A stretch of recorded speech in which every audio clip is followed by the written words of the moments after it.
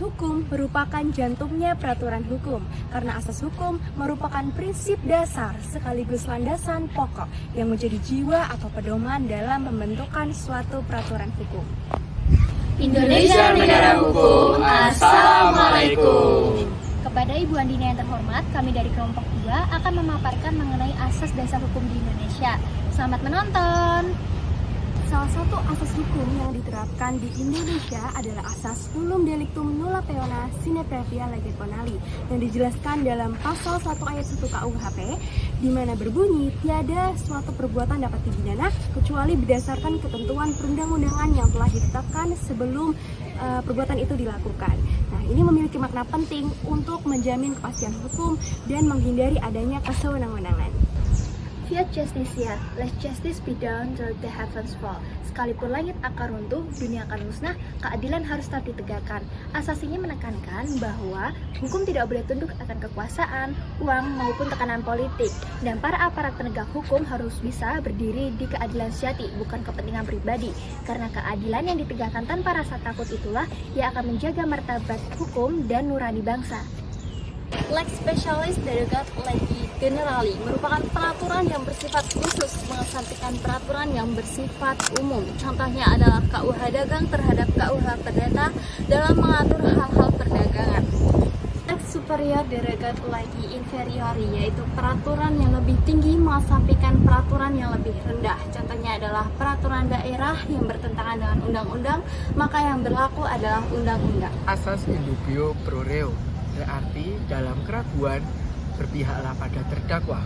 Hal ini bermaksud jika hakim atau penegak hukum mengalami keraguan pada kesalahan terdakwa, maka putusan yang diambil haruslah menguntungkan terdakwa, bukan malah menghukumnya.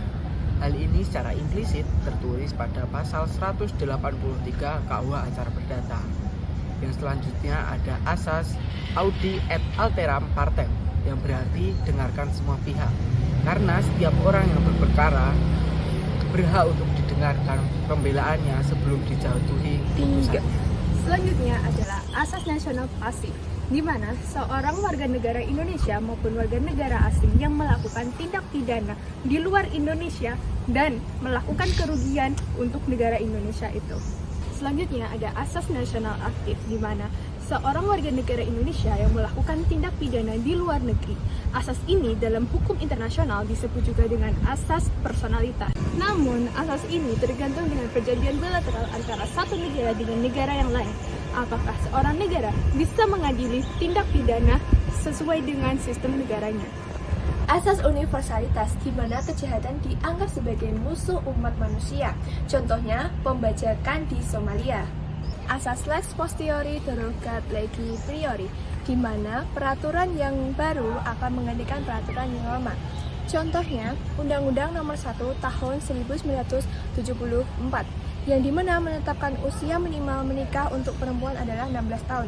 Sekarang digantikan oleh Undang-Undang Nomor 16 Tahun 2019, mengubahnya menjadi 19 tahun untuk laki-laki dan perempuan. Asas hukum nebis in idem adalah asas hukum yang melanggar seseorang untuk diadili 2 kali untuk perbuatan yang sama. Setelah putusan pengadilan yang menguatkan hukum tetap, contohnya pasal 76 KUH pidana.